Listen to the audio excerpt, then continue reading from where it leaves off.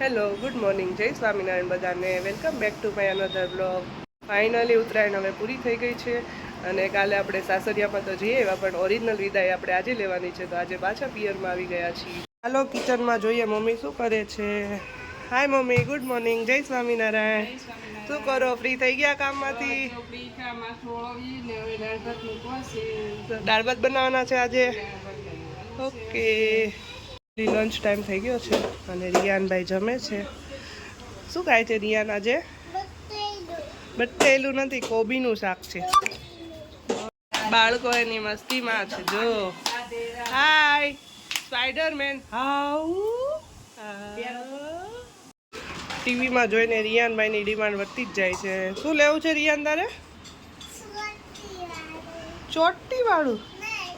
તો એવું લેવું છે? ઓકે.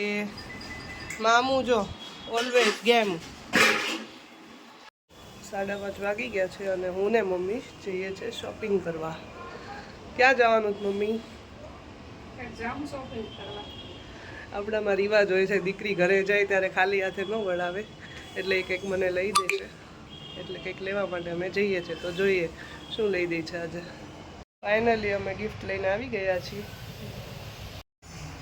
શોપિંગમાં ગયા હતા ત્યાંથી આઈડિયા કઢાઈ લીધી છે. ફ્રાય કૂક કઢાઈ છે, 40 ગ્રામ કંપનીની 3 લેયરની કઢાઈ આવે છે. આ યુઝમાં બહુ જ સારી છે. આમાં કોઈ પણ વસ્તુ તમે ફ્રાય કરી શકો છો અથવા રસોઈ બી બનાવી શકો છો. મટીરિયલ આનું ખૂબ સરસ છે. કોઈ બી વસ્તુ ફ્રાય કરો આ બ્લેક ન પડે. ક્વોલિટી આની બહુ સારી છે. મારા બા મારો બ્લોગ જોવે છે ટીવીમાં, દિવસમાં 1-2 વાર જોતા હશે. બા કેવું છે બા કેવું છે આ ગિફ્ટ? સારું છે ને? સારું લ્યો. આજે લાસ્ટ ડિનર પપ્પાની ઘરે, તો ફ્રેન્કીનો પ્રોગ્રામ કરેલો છે, તો ફ્રેન્કીની રેસીપી આપીશું તમને.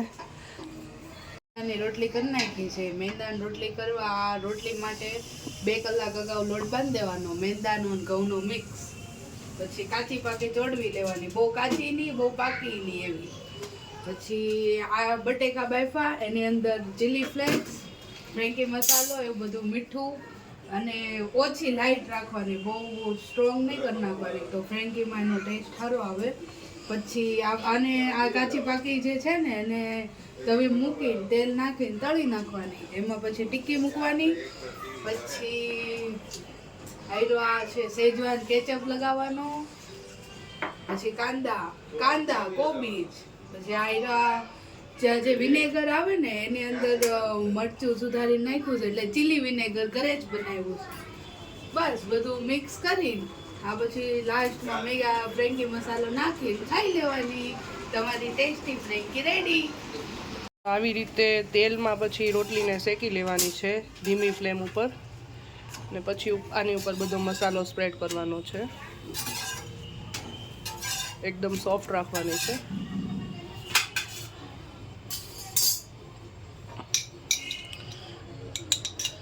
પહેલાં શેઝવાન કેચઅપ લગાવવાનો છે.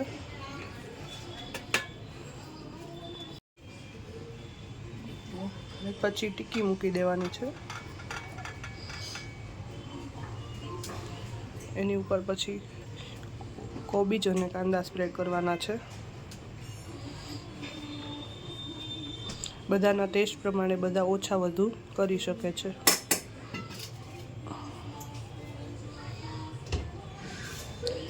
ચીલે વિનેગર,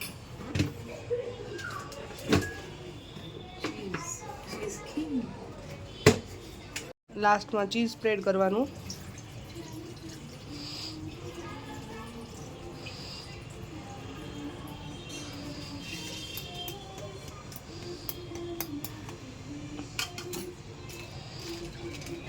અને એકદમ લાસ્ટમાં થોડોક ફ્રેન્કી મસાલો.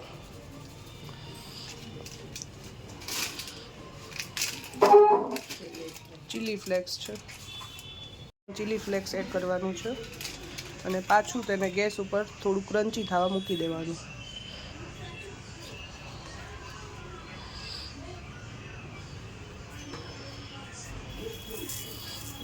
થોડું ક્રન્ચી થઈ જાય એટલે તમારી ડેલિશિયસ ફ્રેન્કી રેડી. ફાઇનલી આપણી ડિલિશિયસ ફ્રેન્કી રેડી છે, તો ચાલો બધા જમવા. રિયાન શું ખાય છે? ફ્રેન્કી ભાવે છે રિયાન તને? રિયાન તને ફ્રેન્કી ભાવે છે? કેવી લાગે ફ્રેન્કી? મીઠી મીઠી લાગે.